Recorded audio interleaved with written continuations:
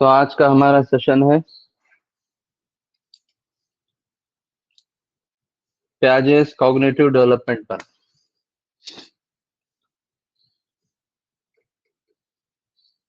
Piaget's cognitive development.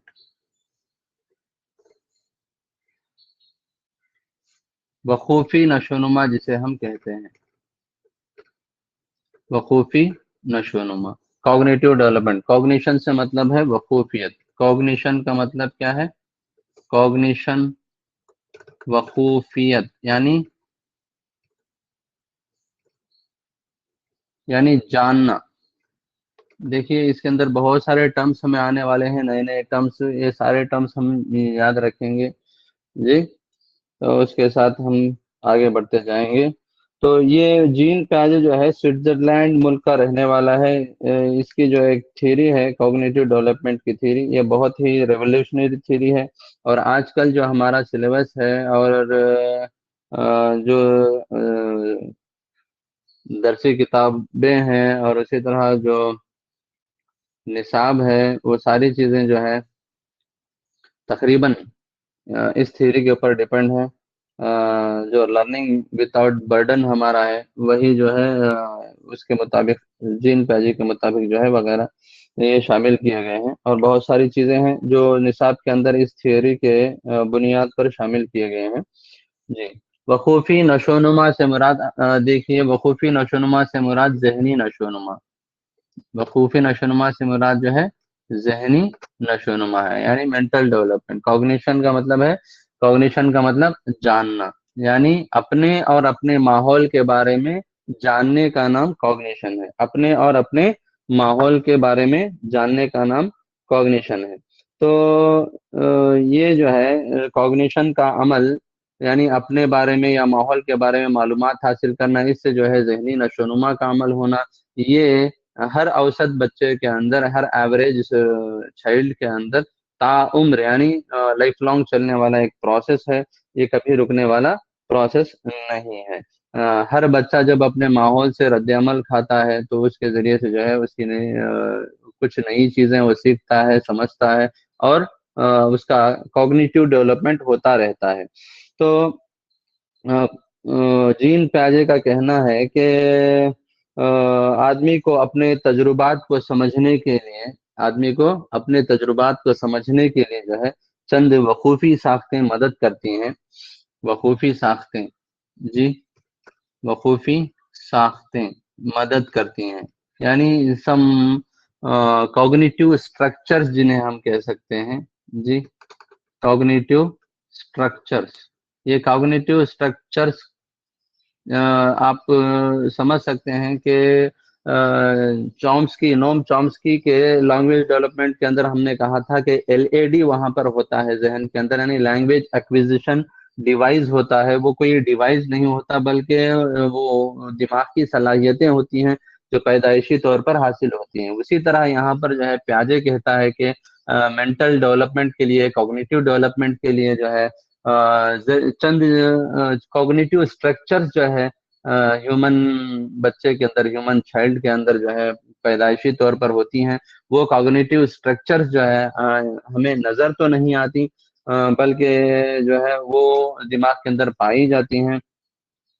वही structure जो है बच्चे को दुनिया को समझने और अपने आप को समझने के लिए मदद करते हैं। उन स्ट्रक्चर्स को, उन साख्तों को जो है प्याजे नाम देता है, वो है स्केमाटा जी। स्केमाटा क्या है? ये वकूफी साख्तें हैं, इनका एक नाम है, ये एडिशनल नाम है। कॉग्निटिव स्ट्रक्चर जो होते हैं, जो वकूफी साख्तें होते हैं, उनका एक अलग नाम है, बस डिफरेंस कुछ भी नहीं है जी। स्केमाटा पाए जाते हैं दिमाग के अंदर। उन स्केमाटा के तहत जो है पैदाइशी तौर पर बच्चे को चंद बुनियादी तौर पर चंद आमाल उसे पैदाइशी तौर पर हासिल होते हैं। वो हैं रेफ्लेक्स एक्शंस जी। स्केमेटा के तहत इंसान के बच्चे के अंदर चंद रेफ्लेक्स एक्शंस हासिल होते हैं। रेफ्लेक्स एक्शंस आप समझ सकते होंगे, ये इन्हें जो है हम माकूस आमाल कह सकते हैं, या माकूस रद्द आमाल कह सकते हैं। जी, रिफ्लेक्स एक्शंस जैसे पलकों का झपकना। जी, पलकों का झपकना। उसी तरह सांस का लेना। जी, ये लुकिंग रिफ्लेक्स है। सांस का सॉरी, ब्रीथिंग रिफ्लेक्स है। उसी तरह जो है देखना, लुकिंग रिफ्लेक्स है। उसी तरह किसी चीज को पकड़ना, ये ग्रास्पिंग रिफ्लेक्स है। इस तरह से जो है चंद रिफ्लेक्स आमाल, चंद रिफ्लेक्स एक्शंस जो है स्केमाटा के तहत पैदाइशी तौर पर बच्चे को हासिल होते हैं। इनको जो है वो प्राइमरी मेंटल फंक्शंस कहता है। जी, ये लोअर ऑर्डर मेंटल फंक्शंस कहता है। इन्हें बच्चा बाद में जो है ये डेवलप होकर जो है क्या होते हैं, हायर ऑर्डर मेंटल फंक्शंस के अंदर कन्वर्ट होते हैं। ये जो प्राइमरी मेंटल फंक्शंस जो हैं या रिफ्लेक्स एक्शंस हैं, ये रिफ्लेक्स एक्शन जिस तरह से हायर ऑर्डर मेंटल फंक्शंस में कन्वर्ट होते हैं, इस तरह से चेंज होने का जो अमल होता है, वो अमल का नाम प्याजे जो है ऑपरेशंस देता है। तो इसके अंदर जो है अ, हमें बहुत सारे टर्म्स आएंगे, वो टर्म्स जो है हमें याद रखना पड़ेगा। जी, आप देख सकते हैं कि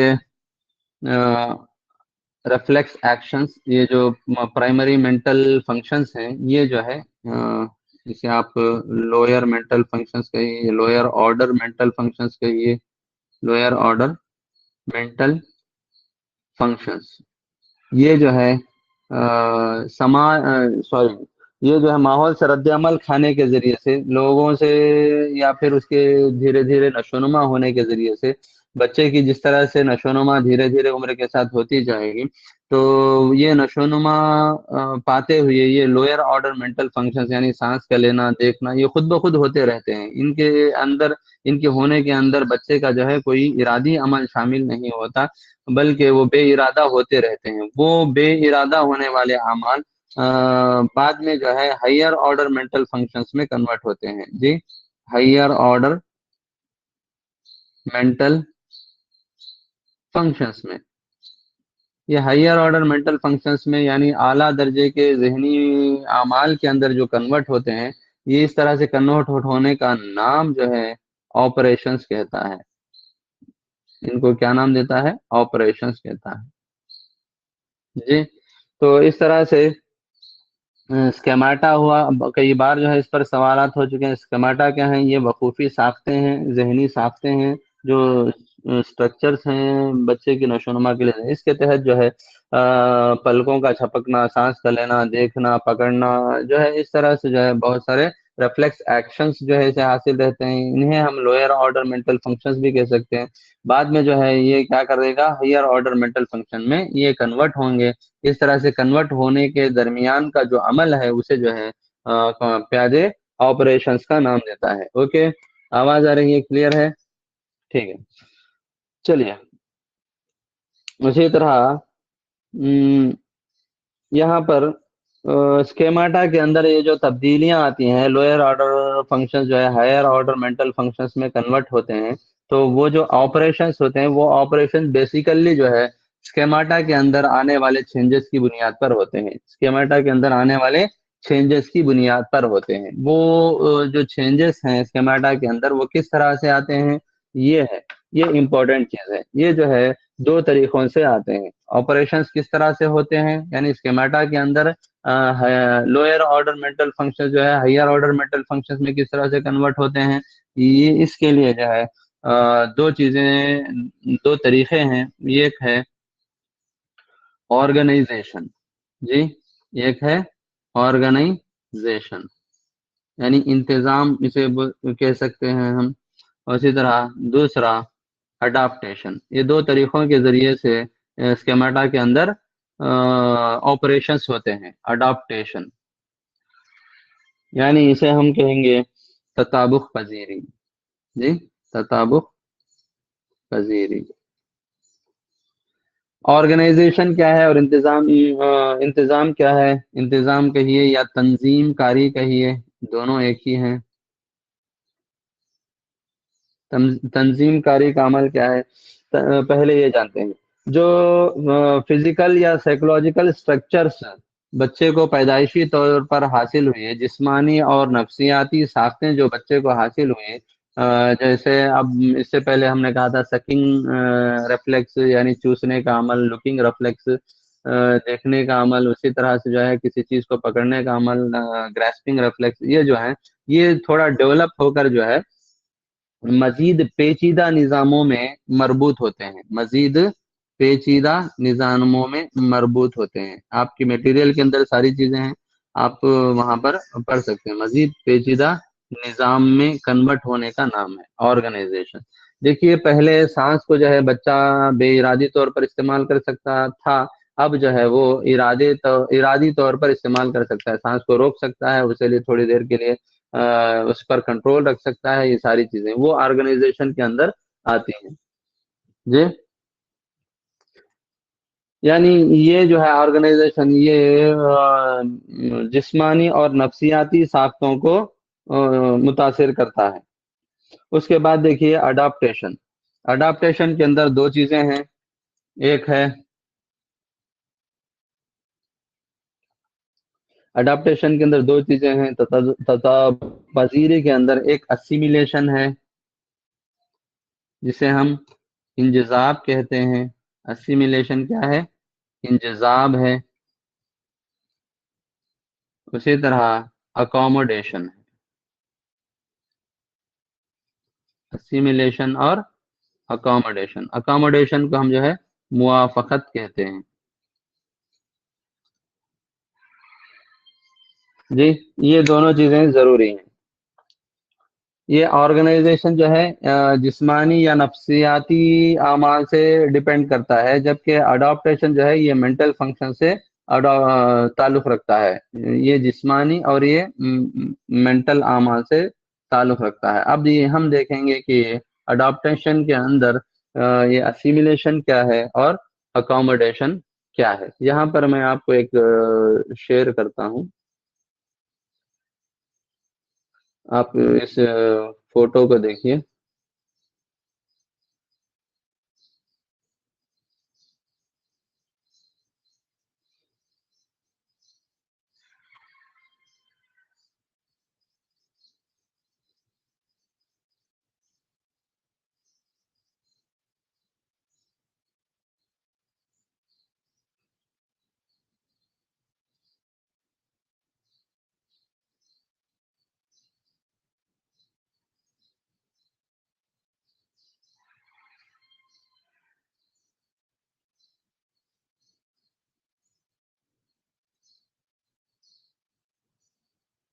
ओके, क्या आपको ये नजर आ रहा है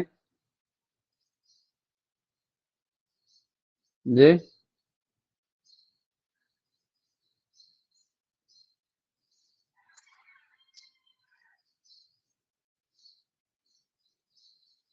तो यहाँ पर आप देख सकते हैं कि असिमिलेशन, इक्विलिब्रियम है, ये सारी चीजें हैं। असिमिलेशन और अकोमोडेशन, देखिए पहले क्या होता है इस तस्वीर के अंदर, आप देखिए गौर से कि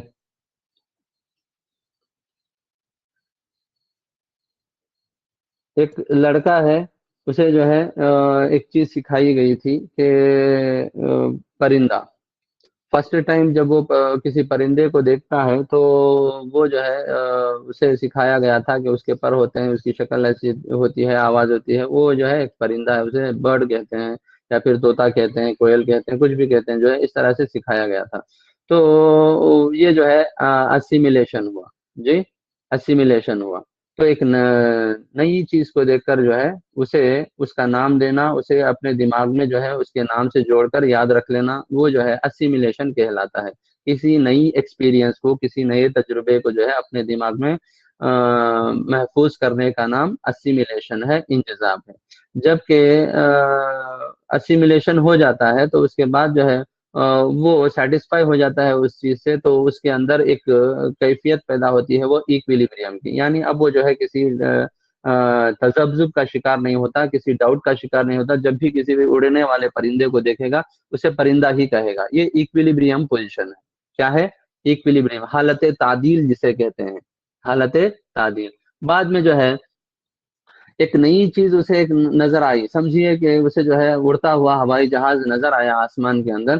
तो वो अपने पुराने जो तजुर्बे की बुनियाद पर, अब उसे जो है तजुर्बा हुआ था परिंदे का, परिंदे को उड़ता हुआ देखकर उसे जो है परिंदा सिखाया गया था, तो वो इक्विलिब्रियम हालत में है कि उड़ने वाली चीज परिंदा हो सकती है।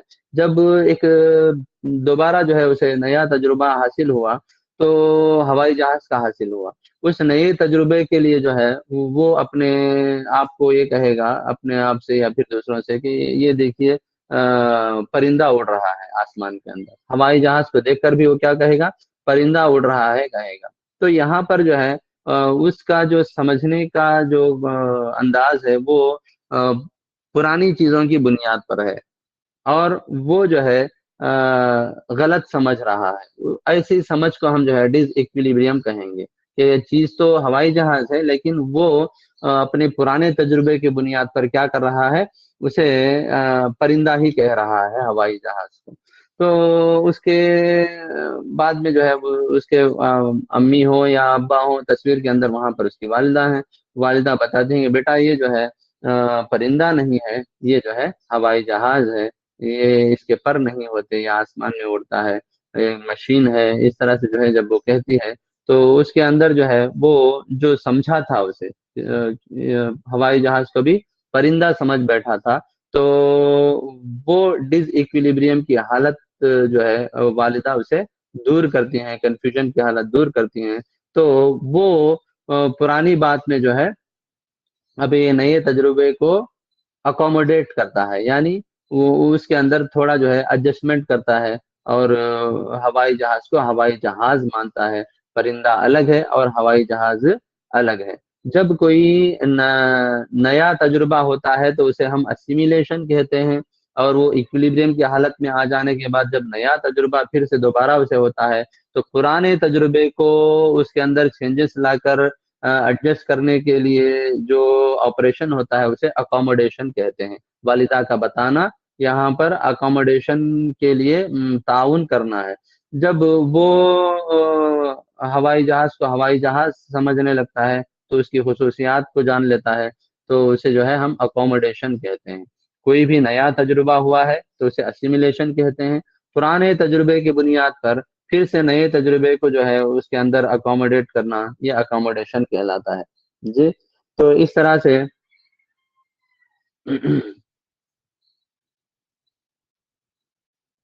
असिमिलेशन और अकोमोडेशन होता है। ओके। असिमिलेशन और अकोमोडेशन, ये दोनों चीजें आपको समझ में आ चुकी होंगी। तो हम अब आगे बढ़ते हैं। पियाजे ने जो है वकूफी नशोनुमा के चंद स्टेजेस बताए हैं, वो स्टेजेस क्या हैं ये हम देखेंगे। Stages of cognitive development. Stages of cognitive development, वकूफी नशोनुमा के मराहिल। तो इसके चार स्टेजेस हैं, वकूफी नशोनुमा के जो है चार स्टेजेस हैं। उनमें से पहला स्टेज है, first stage, sensory motor stage. First stage क्या है, सेंसारी मोटर स्टेज। ये पहला मरहला है, हिस्सी व हरकी मरहला। नाम से ही इसके जाहिर है कि इसके अंदर जो है हिस्सी आज़ा का इस्तेमाल होता है, और मोटार स्किल्स जो है यहाँ पर सीखी जाती हैं। यानी सेंसेस का इस्तेमाल और मोटार स्किल के इस्तेमाल से जो है बच्चा इक्तसाब हासिल करता है, सीखता है। उससे जो है उसकी नशोनुमा होती है वकूफियत की, उसकी कॉग्निशन की, या उसकी जो है जहनी नशोनुमा होती है। इसलिए इस दौर को क्या कहा गया है, हिस्सी वो हर की मरहला कहा गया है। आपके लिए जो है की पॉइंट्स के लिए मैं एक फोटो यहाँ पर शेयर कर रहा हूँ, आप देखिए।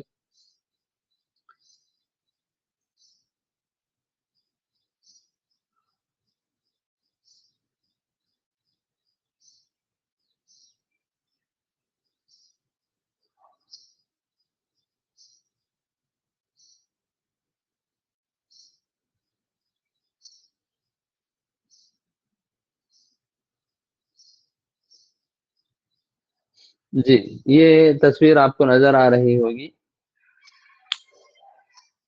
सेंसारी मोटर स्टेज, ये 0 था 2 साल का होता है।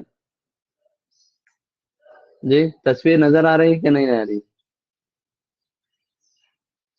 ये 0 था 2 साल का होता है, सेंसारी मोटर स्टेज। इसके अंदर जो है की पॉइंट्स जो आपको याद रखने हैं इम्तिहानी नुक्ते नज़र से, ये 2 4 की पॉइंट्स हैं। फर्स्ट जो है सेंसस और टीचर्स हैं यहाँ पर। यानी बच्चा जो है इस दौर के अंदर 0 था 2 साल के अंदर अपने हिस्सी आज़ा का ज्यादा इस्तेमाल करके सीखता है, यही उसके टीचर्स हैं। राइट, नेक्स्ट जो है रेफ्लेक्स एक्शंस को जो है इस दौर के अंदर ज्यादा नशोनुमा हासिल होती है। रेफ्लेक्स एक्शन 1 से 4 माह के अंदर जो भी उसे जो है खुशी पहुंचाने वाले, उसे तस्कीन पहुंचाने वाले रेफ्लेक्स एक्शन हैं, उन रिफ्लेक्स एक्शंस को बार बार दोहरा कर जो है अपनी आदत बना लेता है करने की। फॉर एग्जाम्पल, 0 से 2 साल की उम्र में जो है शेर खारगी का दौर होता है। और इब्तिदा के अंदर नौमौलूदा जो 0 से 2 हफ्तों तक का होता है, नौमौलूदा के अंदर देखें या फिर 1 माह के से लेकर जो है 4 माह के बच्चों के अंदर अगर हम देखते हैं, तो उनके अंदर ये रिफ्लेक्स अमाल बखूबी नजर आते हैं कि कोई बच्चा जो है सोती हुई हालत में भी जो है उसके होंठों के अंदर जो है किसी चीज को चूसने की जो है हरकत देखी जा सकती है। तो वो एक रिफ्लेक्स एक्शन है, उसी को हम जो है सकिंग रिफ्लेक्स कहते हैं। वो बेइरादी तौर पर होता रहता है। उसी तरह जो है सांस का लेना जो है वो है, पलकों का झपकना जो है वो नींद के अंदर भी जो है बच्चे आराम कर रहे होते हैं, सो रहे होते हैं, वैसी हालत में भी जो है उनकी आंखें कभी खुली हो रहती हैं, कभी वो जो है पलकों को झपकने लगते हैं। इस तरह से जो है ये जो रिफ्लेक्स एक्शंस हैं 1 था 4 माह के अंदर, चूंकि सकिंग रिफ्लेक्स से वो ज्यादा ये होते हैं, तो अगर उनसे खुशी महसूस होती है तो जो है अपने अंगूठा अपनी उंगली को जो है मुंह में डालकर जो है वो चूसने लगते हैं। अगर पहली मर्तबा उसे उनका तजुर्बा हुआ और उनसे जो है खुशी पहुंची है, उन्हें जो है आराम मिला है, उन्हें एक किस्म का जो है लज्जत हासिल हुई है, तो उसे जो है बार बार वही करने की कोशिश करते हैं, वही आदत डाल लेते हैं। तो 1 से 4 माह के अंदर ये रिफ्लेक्स एक्शंस जो है खूब अच्छी तरह से डेवलप होते हैं। और जो तस्कीन पहुंचाने वाले रिफ्लेक्स एक्शंस हैं उन्हें वो बार बार करके अपनी आदत बना लेता है। इसी तरह 4 था 8 माह से माह में जो है उसे ये देखिए फोर्थ पॉइंट वहां पर जो है ऑब्जेक्ट परमानेंसी। यहाँ पर एग्जाम में आपको ये नहीं पूछेगा कि किस माह से हटकर किस माह के दरमियान क्या अमल हुआ है, बल्कि इस दौर की खासियतें क्या हैं, बस इतना आपको याद रखना है। कोई मंथ वगैरह याद रखने की जरूरत नहीं है। तो 4 to 8 मंथ्स में जो है बच्चे की तवज्जो अपने आप से हटकर, यानी उसकी जात से हटकर दूसरी चीजों के ऊपर मरकूज होती है।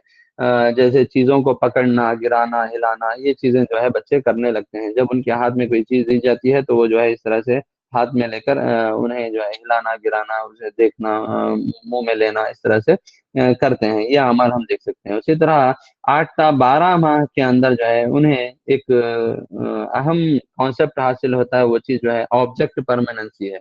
जी, क्या है? ऑब्जेक्ट परमानेंसी, यानी मादई अबदियत इसे कहते हैं। ये ऑब्जेक्ट परमानेंसी इस दौर की बहुत बड़ी अहम खासियत है। यानी ऑब्जेक्ट जो है वो परमानेंट थिंग है, वो कभी खत्म नहीं होता। यानी उसकी आंखों के सामने, बच्चों के सामने अगर है वो चीज, तो उसका वजूद है।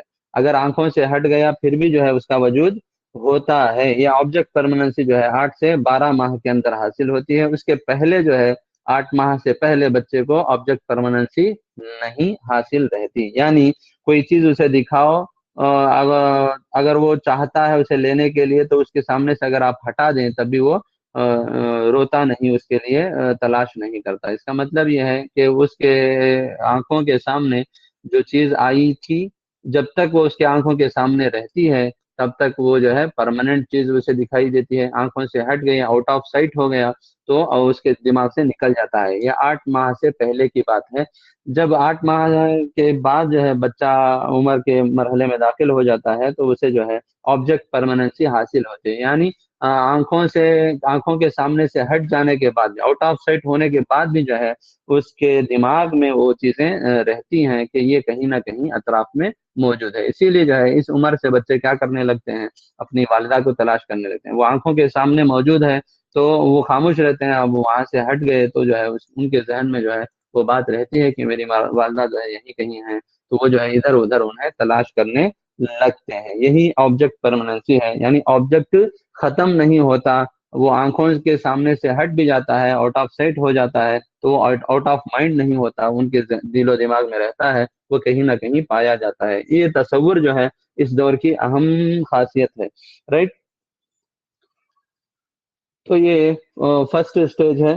इसके अंदर जो है 12 से 18 माह यानी साल और 1.5 साल के अंदर जो है बच्चे मुख्तलिफ अशिया की खसूसियात मालूम करने के लिए मुख्तलिफ चीज़ों को इस्तेमाल करते हैं, उन्हें नीचे गिराते हैं, उन्हें उसकी आवाज़ें सुनने लगते हैं, आवाज़ें सुनकर जो है वो चीज़ों को तोड़ फोड़ कर खुश होने लगते हैं। तो ये जो है उमूमन हमारी ज़िंदगियों में भी हमें इसका तजुर्बा हुआ होगा। हम देखते हैं कि बच्चों में इस तरह के एक्शन देखकर माँ बाप जो है वो गुस्से में आ जाते हैं। तो एक्चुअल से जो है वो उनका कॉग्निटिव डेवलपमेंट के लिए ये सारी चीजें मुआविन हैं, मदद करने वाली हैं। उसी तरह 1.5 साल से लेकर 2 साल के दरमियान जो है यानी 18 मंथ से 24 मंथ के दरमियान उन्हें ट्रायल एंड एरर से हटकर जो है उनकी नजर बसीरत यानी कुछ हद तक उनको इंसाइट भी नजर हासिल होता है। यानी इस दौर के बच्चे क्या करते हैं, कोई चीज ऊपर है तो उन्हें एग्जाम्पल मैं एक छोटी सी आपको दे रहा हूँ, कोई चीज ऊपर है तो उन्हें अगर उनका हाथ वहां तक नहीं पहुंच रहा है तो उसे हासिल करने के लिए वो हालात का जायजा लेकर दूसरी चीजों की मदद से यानी कुर्सी टेबल वगैरह के जरिए से उस पर चढ़कर जो है वो चीजें हासिल करने की कोशिश करते हैं। ये बसीरत की एक मिसाल है। जी। इसके बाद यह 2 साल तक मरकजी असबी निज़ाम जो है बहुत अच्छी तरह से जो है नशोनुमा पा जाता है। और उसमें जो है मुआफ़क़त के ज़रिए से यानी अकोमोडेशन के ज़रिए से जो है वो अपने आप को माहौल से एडजस्ट होने लगता है। जी। ये फर्स्ट स्टेज था। ओके। Sensory motor stage. अब हम देखते हैं second stage, pre operational stage है। जी। प्री ऑपरेशनल स्टेज, यहाँ पर भी आप एक तस्वीर में आपको शेयर कर रहा हूँ, देखिए प्री ऑपरेशनल स्टेज का उसकी की कॉन्सेप्ट जो है वो आप अपने दिमाग में रख सकते हैं।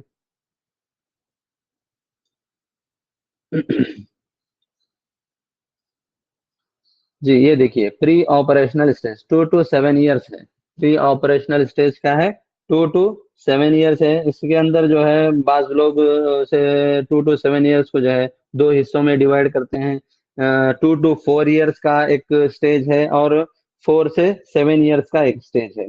जी। 2 to 4 ईयर्स का जो स्टेज है वो प्री कॉन्सेप्चुअल पीरियड है। जी।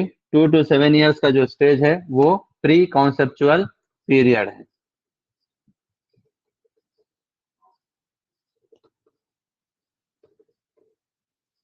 स्टेजेस आप कोई भी हों उसके अंदर जो खसूसियात होते हैं वो हमें याद रखना ज़रूरी है।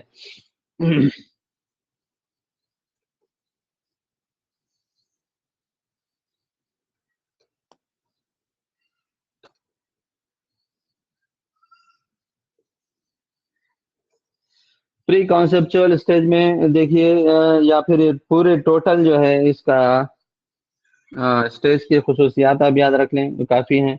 इंशि और सेकंड जो है इनिशिएटिव थॉट पीरियड है। जी। इनिशिएटिव थॉट है, ये 4 to 7 ईयर्स का होता है। ओके। 4 to 7 ईयर्स का। देखिए इस दौर के अंदर आने वाली अहम खसूसियात आप देखिए, इस दौर के अंदर आने वाली अहम खसूसियात। ओके। ये है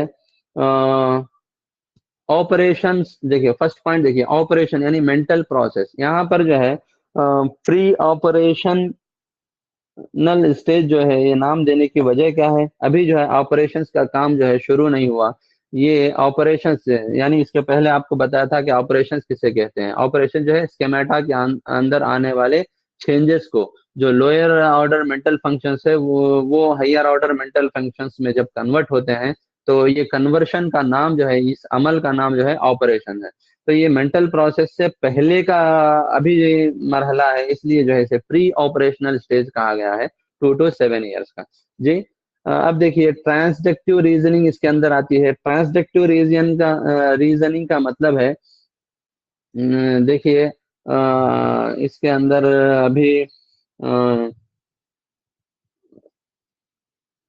कई बच्चे हैं, समझिए कई बच्चे हैं जिनके हाइट्स जो है मुख्तलिफ हैं, उन्हें जो है एक तरतीब में या फिर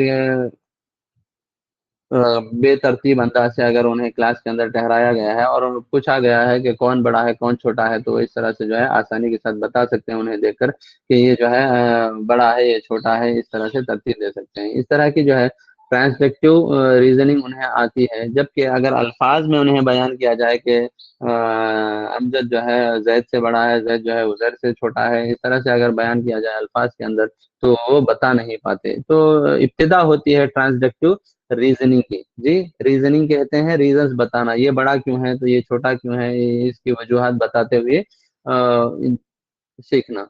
राइट। नेक्स्ट जो है crucial stage for language development, ये दौर जो है pre operational stage 2 to 7 years का जो है बहुत ही अहम दौर है लैंग्वेज को सीखने का।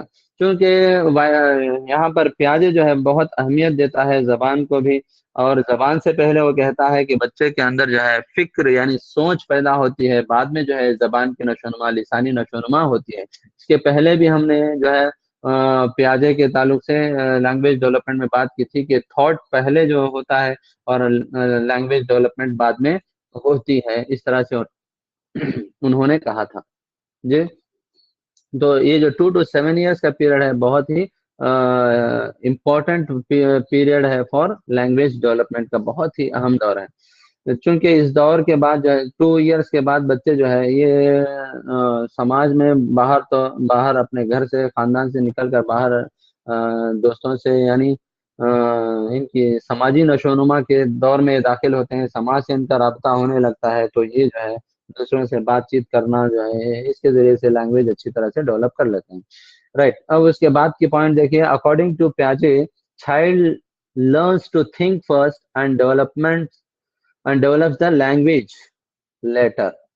यानी प्याजे के मुताबिक इसके पहले बताई हुई बात ही है, दोबारा यहाँ पर आई है कि बच्चे को जो है सोचना पहले आता है, थॉट जो प्रीसीडिंग होती है उसकी, बाद में जो है लैंग्वेज डेवलपमेंट उसकी लिसानी नशोनुमा होती है। यानी सोचने के लिए सोचता पहले है बच्चा, बाद में जो है उसका इजहार जबान के जरिए कर सकता है।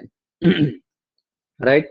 अब यहाँ पर एक और खासियत है, ये देखिए इरिवर्सिबिलिटी, इरिवर्सिबिलिटी की खासियत, यानी यहाँ पर बच्चे को कोई लॉजिक ऑपरेशन जो है, लॉजिकल ऑपरेशन इसे एक तरीके से किया गया तो दोबारा उसे जो है पीछे लाया जा सकता है, ये कॉन्सेप्ट नहीं होता। इरिवर्सिबिलिटी की खासियत होती है। मिसाल के तौर पर कच्ची मिट्टी का एक कुर्रा है, उसको जो है उसके साइज में, शेप में जो है थोड़ी सी तब्दीली लाएगी। कच्ची मिट्टी का एक गोला लिया गया, उसे जो है प्रेस करके उसे जो है कुर्रे की शक्ल से मुस्ततीली शक्ल में कन्वर्ट कर दिया गया, ये समझिए आप। अगर बच्चे को ये सवाल किया जाए कि जो है वो कुर्रा बड़ा था या भी ये बड़ा है, तो बच्चे कहेंगे कि ये जो है शेप, मुस्ततीली शेप का जो मिट्टी का शेप है वो बड़ा है। क्यों? क्योंकि उनके अंदर जो है ये खासियत नहीं है कि वही चीज जो है यहाँ पर लाई गई है। ये उसी तरह दोबारा जो है ये मुस्ततीली शक्ल में पाए जाने वाली मिट्टी को जो है कुर्रा बना सकते हैं क्या? ऐसा हो सकता है? अगर आप उनसे पूछेंगे तो वो जो है नहीं के अंदाज में जवाब देंगे। तो यानी जो चीज लॉजिकली एक तरीके से होती है, मिसाल के तौर पर आप यहाँ पर एक एग्जांपल ले सकते हैं। देखिए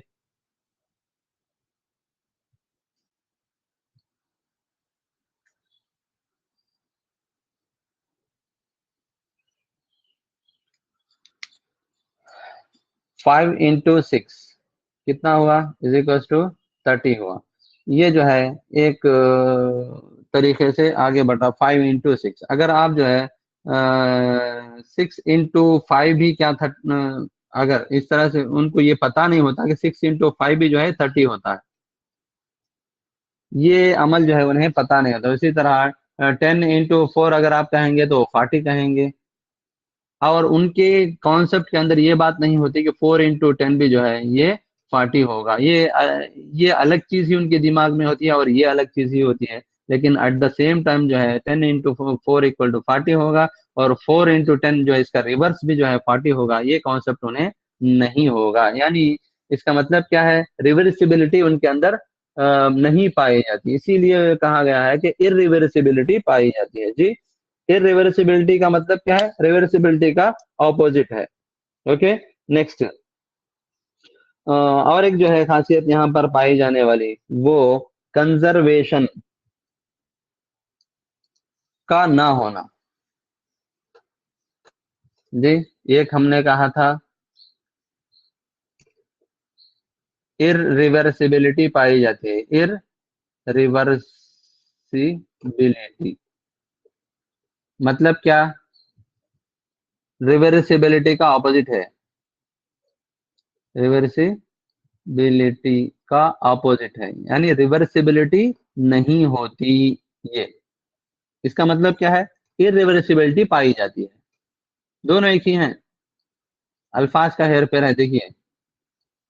इरिवर्सिबिलिटी पाई जाती है, अगर यही सेंटेंस को हम कन्वर्ट करके नहीं में कहें तो रिवर्सिबिलिटी नहीं पाई जाती जी। ये खासियत है। नेक्स्ट, दूसरी खासियत जो है, ये ऑब्जेक्ट पर, सॉरी, कंजर्वेशन कंजर्वेशन कंजर्वेशन जो है बकाए मादा, बकाए मादा मतलब जो है, इसके पहले मिसाल में आपको बताया था कि इसके लिए जो है एक मिसाल देखिए हमारे पास है, किसी चीज की बैरूनी खुसूसियात में तब्दीली लाने पर उसकी चंद खुसूसियात का उसी तरह से बाकी रहना, ये बकाए मादा कहलाता है। अच्छी तरह से याद रख लें, किसी चीज की बैरूनी खुसूसियात में से कुछ तब्दीलियां लाने पर उसकी बास खुसूसियात का उसी तरह से बाकी रहना क्या कहलाता है, बकाए मादा। मिसाल के तौर पर मैंने दिया कच्ची मिट्टी का गोला। कच्ची मिट्टी का गोला जो है यहाँ पर आप लिए, और जो है इसका शेप साइज जो है बच्चों को दिखाए, तो देखा, और उसके बाद जो है आप उसे दिखाए बगैर, या फिर उसे दिखा कर ही जो है अगर आप ये कहें तो मुस्ततीली शक्ल में उसे अगर आप तब्दील कर देते हैं, चेंज कर देते हैं, तो अगर आप उससे कहें कि ये बड़ा था या ये बड़ा है, तो बच्चे कहेंगे कि क्योंकि ये साइज में बड़ा है तो इसलिए जो है ये बड़ा है। हालांकि इसके अंदर जितनी मिट्टी थी, जितना मादा था, वही मादा यहाँ पर है। ये बात उनकी समझ में नहीं रहती इस दौर में, इसीलिए कहा जाता है कि कंजर्वेशन नहीं होता, नहीं होता। इस दौर की खासियत है ये। अभी जो है कंजर्वेशन इनके अंदर नहीं आता।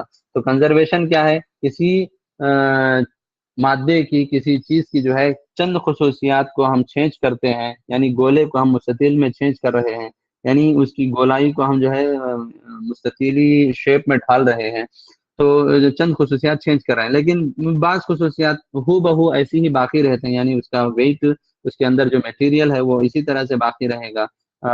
देखिए, इसके अंदर जितना मटेरियल था इसके अंदर भी वही मटेरियल है। ये कॉन्सेप्ट जो है बच्चों को इस दौर के अंदर 2 to 7 years के अंदर नहीं होता जी। रिवर्सिबिलिटी भी नहीं होती, कंजर्वेशन भी नहीं होता, या फिर इरिवर्सिबिलिटी भी पाई जाती है, कंजर्वेशन नहीं होता। इस तरह के दो कॉन्सेप्ट जो है ये अहम है। उसी तरह इस दौर की अहम खासियत में से है एनिमिज्म जी।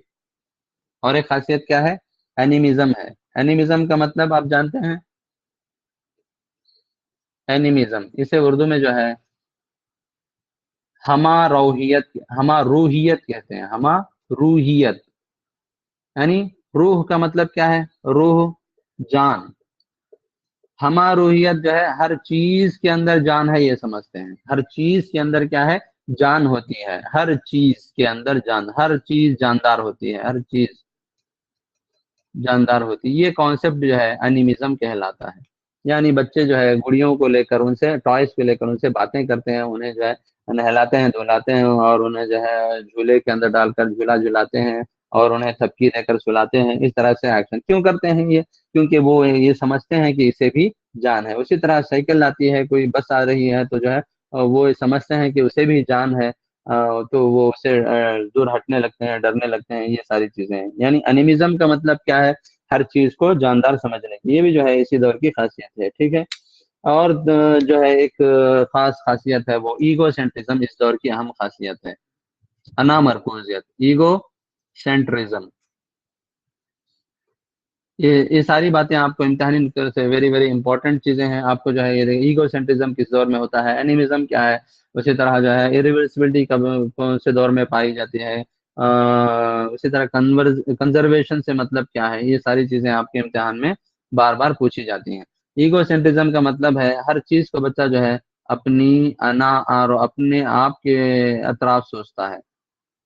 अनामर को जाती, यानी जब ये चलता है तो समझता है कि सारा जमाना जो है उसके साथ चल रहा है। इसीलिए बच्चे जब चांद को देखते हैं और गलियों में चलते हैं तो कहते हैं कि मैं चल रहा हूँ तो मेरे साथ जो है चांद भी चल रहा है, और मैं चल रहा हूँ तो मेरे साथ जो है ये दुनिया भी जो है हरकत में है। तो मैं चल रहा हूँ तो इसलिए वो हरकत में है। इस तरह से जो है उनका ईगो जो है सेटिस्फाई होता है। तो इस दौर में खास तौर से पाई जाने वाली चीज जो है वो ईगो सेंट्रिज्म। हर चीज को वो जो है अपने अतराफ सोचते हैं, अपने आप को मरकज बनाकर सोचते हैं। ये सेकंड पीरियड हुआ जी, प्री ऑपरेशनल स्टेज। इस तरह से जो है उसके नॉलेज कंस्ट्रक्ट जो है होती है। यहाँ पर एक और बात आपको वाजा कर दूं, प्याजे जो है कंस्ट्रक्टिविस्ट है।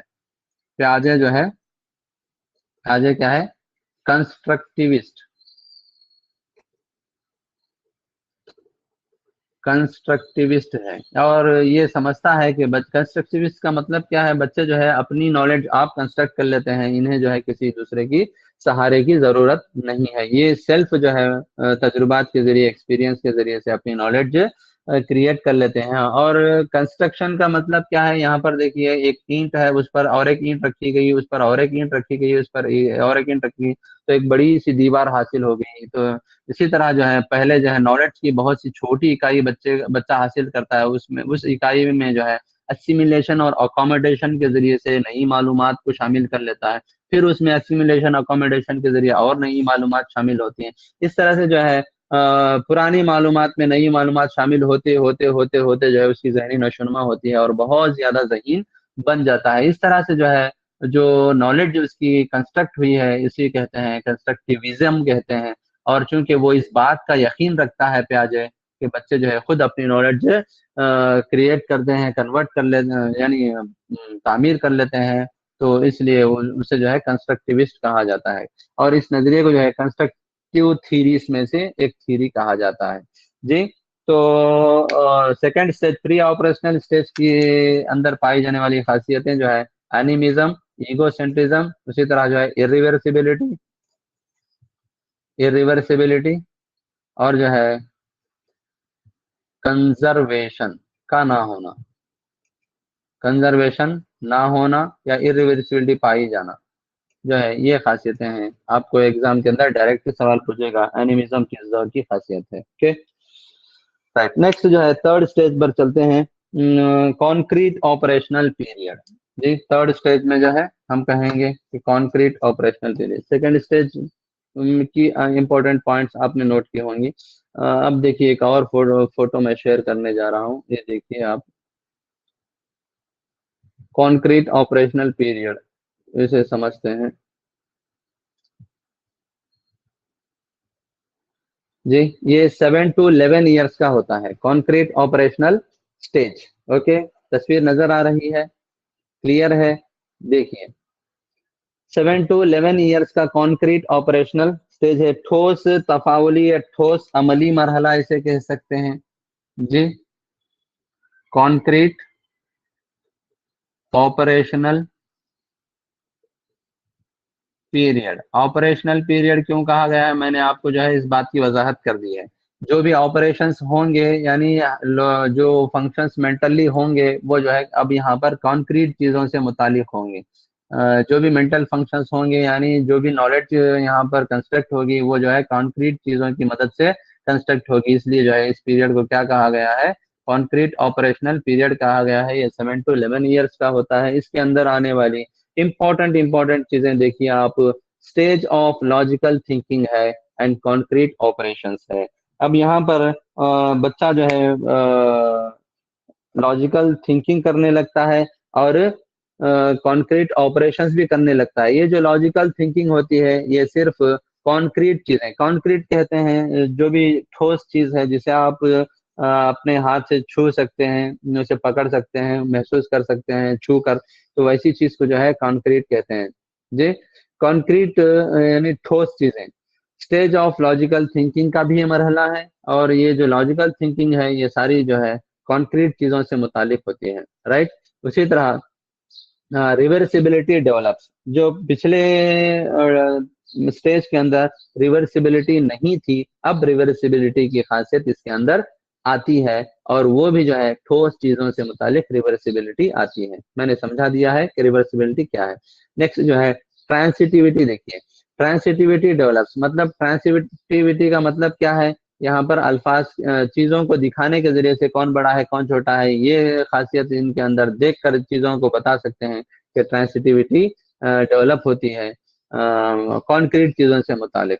और अगर आप अल्फाज में कहें कि ये बी से बड़ा है, बी सी से छोटा है, सी डी से जो है बड़ा है, इस तरह से अगर अल्फाज में आप एक्सप्लेन करते हैं और फाइनल में आप सवाल करते हैं कि कौन बड़ा है कौन छोटा है, तो वो कंफ्यूज हो जाते हैं, बता नहीं पाते इस दौर के बच्चे। क्यों? क्योंकि ये बी सी डी ये जो है उनकी आंखों के सामने नहीं है, और वो ठोस चीजें नहीं है, और ख्यालात की बुनियाद पर उन्हें जो है अब्स्ट्रैक्ट चीजें होने की वजह से वो बता नहीं पाते। मतलब ट्रांसिटिविटी जो डेवलप होती है वो कॉन्क्रीट चीजों के मुताबिक यहाँ पर डेवलप होती है। नेक्स्ट देखिए, क्लासिफिकेशन कम्स, यानी दर्जाबंदी कर सकते हैं वो, दर्जाबंदी कर सकते हैं, यानी चीजों को उनकी प्रॉपर्टीज के हिसाब से, उनके जो है क्वालिटीज के हिसाब से जो है वो चीजों को क्लासिफाई कर सकते हैं, दर्जाबंदी कर सकते हैं। जो चीजें आंखों के सामने होती हैं उन्हें देख कर जो है मुख्तलिफ साइज के, मुख्तलिफ शेप के और मुख्तलिफ रंग के जो है चीजों को जो है वो अलग अलग कर सकते हैं। 7 to 11 ईयर्स। अब ये देखिए सीरिएशन, सीरिएशन का मतलब है ऑर्डर, तरतीब जो है बच्चे जो है जो असेंडिंग ऑर्डर डिसेंडिंग ऑर्डर हम कह सकते हैं, वो सीरिएशन भी जो है इस दौर में आता है, यानी कौन किससे छोटा है कौन किससे बड़ा है। आप नंबर्स वगैरह भी ले लीजिए, तो इसमें जो है कौन सा नंबर बड़ा है कौन सा नंबर छोटा है, ये सारी चीजें सीरिएशन जो है इनके अंदर हासिल होती हैं।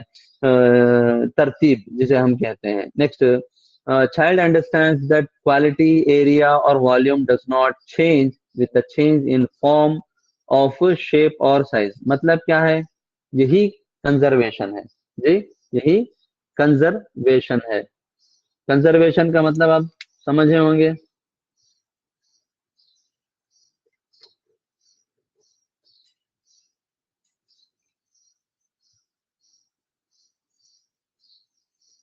जी।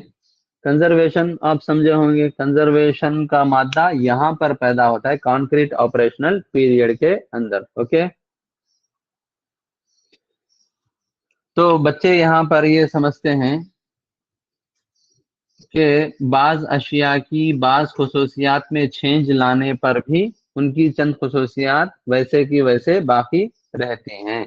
यानी आप वो जो कच्ची मिट्टी के गोले की मिसाल मैं आपको दिया था, वही मिसाल आप ले लीजिए, उसके शेप को आप जो है इस तरह से चेंज कीजिए, यानी पतला मुस्ततीली शक्ल में आप उसे ढाल लीजिए, तो अब वो जो है ये नहीं कहेंगे कि मुस्ततील बड़ा है, बल्कि यही कहेंगे कि दोनों का मटेरियल एक ही है, तो दोनों का वजन भी एक ही होगा, जो भी एक ही खसूसियात रखते हैं, यानी चंद खसूसियात जो है इसकी वैसे की वैसे बाकी, यानी कंजर्वेशन पाया जाता है, अब पाया जाता है। इसके पिछले के दौर में जो है कंजर्वेशन नहीं था। कॉन्क्रीट ऑपरेशनल पीरियड के अंदर कंजर्वेशन आता है, राइट। राइट, अब देखिए डिडक्टिव रीजनिंग की भी इसके अंदर आ जाती है कॉन्क्रीट अशिया से मुतालिक, कॉन्क्रीट अशिया से मुतालिक डिडक्टिव रीजन भी आ जाती है। ओके, ये चंद खुसूसियात थी कॉन्क्रीट ऑपरेशनल पीरियड की। अब देखिए फोर्थ स्टेज में हम चलते हैं, वो फॉर्मल ऑपरेशनल पीरियड है जी, या ऑब्स्ट्रैक्ट ऑपरेशनल पीरियड। ऑब्स्ट्रैक्ट कहिए या फॉर्मल कहिए, फॉर्मल ऑपरेशनल पीरियड, यानी मुजर्रद अमली या तफाउली मरहला। ये फोर्थ स्टेज और लास्ट स्टेज है। ये जो है तकरीबन 12 साल से शुरू होती है, 11 साल तक उसके पहले का मरहला था, 12 साल से शुरू होकर ये कंटिन्यू रहती है। 15-16 साल तक जो है, चूंकि जहनी नशोनुमा का अमल मुसलसल होता रहता है, कहीं पर भी जो है ये नशोनुमा का अमल नहीं रुकता, तो ये पीरियड भी जो है 15-16 साल से आगे भी कंटिन्यू होता है, और यहाँ पर हमें 12 से 15-16 साल दिया गया है, ये बात आप याद रखें। तो लास्ट जो स्टेज है, ये एवरेज जो मेंटल एबिलिटीज रखते हैं या फिर जहनियत रखते हैं, उससे ज्यादा जहनियत रखने वाले बच्चे जो है इस दौर को पहुंचते हैं। तो यहाँ पर चूंकि अब ये बच्चे जो है, देखिए आप 12 साल के बाद से उमूमन अगर हम देखते हैं तो ये बच्चे जो है प्यूबर्टी स्टेज में है, या फिर जो है इससे आगे अगर आप ले लें तो वो जो है उनफान शबाब के स्टेज में है। क्योंकि प्यूबर्टी के बाद जो उनफान शबाब एडोलेसेंस पीरियड आता है, उस पीरियड के अंदर हम देखते हैं कि हर इंसानी बच्चे की जो जितनी सलाहियतें कुदरत ने वदियत कर दी हैं उन्हें, वो तमाम सलाहियतें उरूज पर होती हैं जी, उरूज पर होती हैं। चाहे वो जिस्मानी तौर पर नशोनुमा ले लीजिए, लिसानी नशोनुमा ले लीजिए, जहनी नशोनुमा ले लीजिए, ये इस दौर की खास खासियत है उनफान शबाब के अंदर। अब चूंकि ये अब्स्ट्रैक्ट ऑपरेशनल पीरियड है, तो ये सारी चीजें जो पहले नहीं थी, अब सारी की सारी चीजें जो है कॉन्क्रीट से हटकर अब्स्ट्रैक्ट तक भी जो है ये चीजें उन्हें आ जाती हैं। मतलब क्या है, इनके अंदर जो है लॉजिकल थिंकिंग आ जाएगी, लॉजिकल थिंकिंग आ जाएगी, इसी तरह जो है रीजनिंग आ जाएगा, लॉजिकल थिंकिंग आ जाएगा, रीजनिंग आ जाएगा, रिवर्सिबिलिटी खासियत आ जाएगी। रिवर्सिबिलिटी पहले ही आ चुकी थी, जो है अब जो है ये कंटिन्यू ऐसे ही बाकी रहेगी, तो रिवर्सिबिलिटी आ जाएगी। और सारी चीजें जो है, जो इसके पहले के अदवार के अंदर, पहले के स्टेजेस के अंदर नहीं थे, अब सारी चीजें इसके अंदर आ जाएंगी। तो इसकी जहनी नशोनुमा जो है उर्फान शबाब के अंदर जो है उरूज पर होती है, ये कहा जाता है। ये लास्ट पीरियड है। तो ये वकूफी नशोनुमा से मुताल्लिक प्याजे का नजरिया था। तो अब और एक चीज भी जो है यहाँ पर कॉज इफेक्ट रिलेशनशिप है, वो भी आ जाएगा जी। काज इफेक्ट, अब देखिए मुख्तसर मखसूस अंदाज से अगर पूछा जाए कि रिवर्सिबिलिटी कहाँ पैदा होती है, तो हम जो है पहले स्टेज का नाम बोलेंगे, क्योंकि इस दौर में भी पहले स्टेज की खासियतें गुम नहीं होती, वो खासियतें जो है कंटिन्यू होती हैं। अगर इम्तिहान में ये सवाल हो रिवर्सिबिलिटी की खासियत किस दौर में देखी जाती है, तो उसका स्टार्टिंग स्टेज हम कहेंगे जी काज इफेक्ट, काज इफेक्ट रिलेशनशिप, यानी रिश्ता वजह तासीर, रिश्ता वजह तासीर। मतलब क्या है कि कोई चीज वाकया हुई तो क्यों वाकया हुई, एक्सीडेंट हुआ तो क्यों हुआ, काज हुआ है तो इफेक्ट हुआ है तो उसका काज क्या है, जो किसी चीज का रंग चेंज हुआ है तो क्यों चेंज हुआ है, ये जो है रिलेशनशिप यहाँ पर आती है। उसी तरह से कोई आवाज आती है तो क्यों आती है, इसकी वजह क्या है, ये सारी चीजें जो है इसके अंदर, ये दौर के अंदर आ जाती हैं। उसी तरह साइंटिफिक एंड डाइवर्जेंट थिंकिंग भी आती है जी, साइंटिफिक एंड डाइवर्जेंट थिंकिंग। जी थिंकिंग दो तरह की होती है, एक कॉन्वर्जेंट एक डाइवर्जेंट। कॉन्वर्जेंट थिंकिंग का मतलब है देखिए यूनिडायमेंशनलिटी। कॉन्वर्ज का मतलब जो है एक रुखी सोच है, वो एक तरफा सोच है, यानी एक जाविये से सोचना है। जबकि डाइवर्जेंट थिंकिंग का मतलब क्या है, कसीर जावियों से इन्हें सोचना है, मल्टीपल एंगल से सोचने का नाम जो है डाइवर्जेंट थिंकिंग। किसी प्रॉब्लम को मुख्तलिफ जावियों से सोचना जो है, ये डाइवर्जेंट थिंकिंग के अंदर आता है जी। तो एब्स्ट्रैक्ट फॉर्मल, एब्स्ट्रैक्ट या फॉर्मल ऑपरेशनल पीरियड के अंदर ये सारी चीजें बच्चे के अंदर आ जाती हैं। Logical thinking, reasoning, cause effect relationship, scientific and divergent thinking, इनके जरिए से जो है उनके स्केमाटास के अंदर ऑपरेशंस होने लगते हैं। ऑपरेशन अब जो है ये हायर ऑर्डर मेंटल फंक्शंस में कन्वर्ट हो गए हैं। देखिए, लॉजिकल थिंकिंग है, रीजनिंग है, ये जो है हायर ऑर्डर मेंटल फंक्शंस हैं। जो प्राइमरी मेंटल फंक्शंस थे वो जो है अब हायर ऑर्डर मेंटल फंक्शंस में कन्वर्ट हो गए हैं, इसलिए इस दौर को जो है ऑपरेशनल पीरियड कहा गया है। ये इसके पहले भी कन्वर्ट हुए थे, वो सिर्फ कॉन्क्रीट चीजों के लिए था, तो इस के पहले स्टेज को हमने नाम दिया था कॉन्क्रीट ऑपरेशनल पीरियड। ओके, तो ये थे stages of cognitive development according to पियाजे। पियाजे कंस्ट्रक्टिविस्ट है, इसलिए इस नजरिए को हम क्या कहेंगे, कंस्ट्रक्टिव थ्योरी कहेंगे। और इसके अंदर प्याजे के चंद उसूल हैं। देखिए, इसके इम्प्लीकेशंस आप समझ सकते हैं। प्याजे के चंद उसूल हैं। वो उसूल क्या है? बच्चे को जो है प्याजे क्या कहता है, ये चाइल्ड साइंटिस्ट कहता है। चाइल्ड साइंटिस्ट कहता है, यानी इसका मतलब क्या है, बच्चा खुद जो है तहकीकात करके वो सीखता है और उसके जरिए से उसकी नशोनुमा होने लगती है, जहनी नशोनुमा होने लगती है, यानी नशोनुमा होने लगती है। तो इस तरह से बच्चे को जो है खुद से सीखने के लिए वो कहता है। इसलिए बच्चे को क्या किया जाए, डिस्कवरी लर्निंग के जरिए से, यानी खुद जो है वो डिस्कवर करते हुए सीखने को तरगीब दिया जाए, इस किस्म के उसूल अपनाए जाएं। लर्निंग के अंदर डिस्कवरी लर्निंग को ये इम्पोर्टेंस देता है। उसी तरह चाइल्ड सेंटरनेस को इम्पोर्टेंस देता है, यानी तिफ्ल मरकूजियत को इम्पोर्टेंस है, चाइल्ड सेंटरनेस।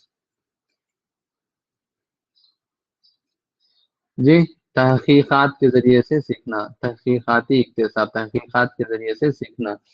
इसी तरह से इक्तिसाब में जो है आमादगी को, रेडीनेस को इम्पोर्टेंस देता है। जी, रेडीनेस, यानी जब तक बच्चे के अंदर किसी चीज को सीखने की नशोनुमा नहीं होती वो सीख नहीं पाता, ये इसका कहना है। यानी मतलब क्या है, पहले नशोनुमा हासिल होती है बच्चे को तबई तौर पर, बाद में जो है वो इक्तिसाब हासिल करता है। इसलिए आमादगी को इम्पोर्टेंस देता है कि बच्चे जो है पहले आमादा हो जाए, यानी उतनी उसे सीखने की नशोनुमा हासिल हो जाए, बाद में इक्तिसाब कराया जाए।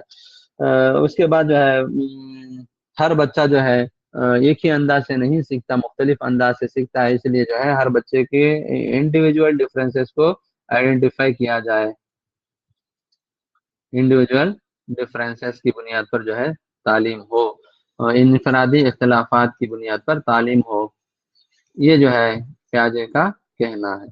जी, या डिस्कवरी के जरिए चाइल्ड साइंटिस्ट, बच्चे को चाइल्ड साइंटिस्ट कहता है, वो बच्चा खुद से सीखता है, ये कहता है। डिस्कवरी के जरिए सिखाया जाए, चाइल्ड सेंटरनेस तरीका लिया जाए, रेडीनेस जो है होनी चाहिए, इंडिविजुअल डिफरेंसेस की बुनियाद पर दर्स व तदरीस होनी चाहिए, ये प्याजे का प्याजे के उसूल हैं। ओके, तो समझता हूँ कि आप जो है बेहतर अंदाज से जीन प्याजे के इस नज़रिए को समझ पाए होंगे। तो आपके लिए इंतहाई एक तरह से बहुत ही इम्पोर्टेंट है सवालात इसमें, इसके इस टॉपिक में सवाल किए बगैर जो है इम्तहानी पर्चा नहीं बनता। ओके, तो कोशिश करते हैं। मैं आपसे जो है इस वक्त ये पूछना चाह रहा हूँ कि अगर कभी इवनिंग टाइम्स भी अगर क्लास ली जाए तो क्या आप लोग जो है इसे लाइव देख सकते हैं या फिर रिकॉर्डिंग रख दूं मैं?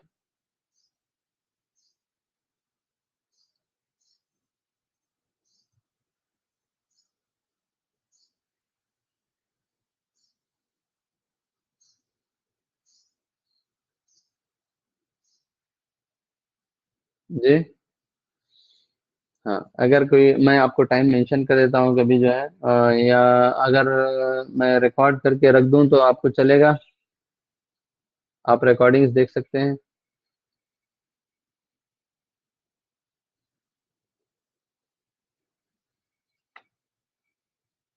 राइट।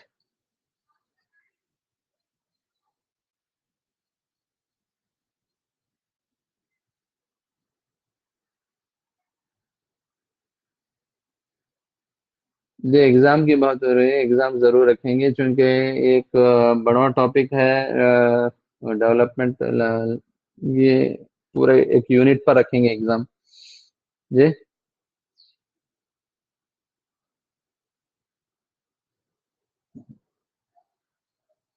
एक यूनिट पर रखेंगे।